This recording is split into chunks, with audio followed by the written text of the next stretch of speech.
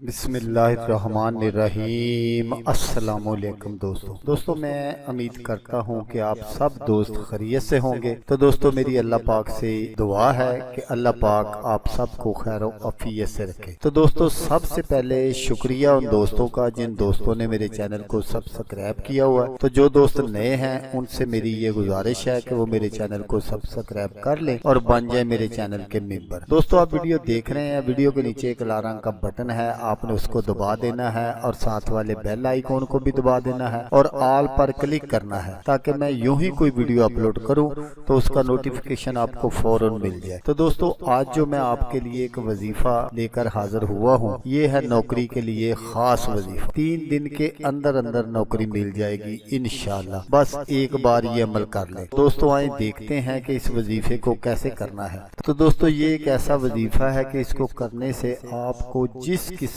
کی بھی نوکری کی خواہش ہوگی وہ آپ کی ضرور پوری ہو جائے گی انشاءاللہ۔ اگر آپ نوکری کے لیے پریشان ہیں یا کسی جگہ پر آپ نے اپلائی کیا ہوا ہے تو آپ یہ وظیفہ کریں، انشاءاللہ بہت جلد آپ کو نوکری مل جائے گی۔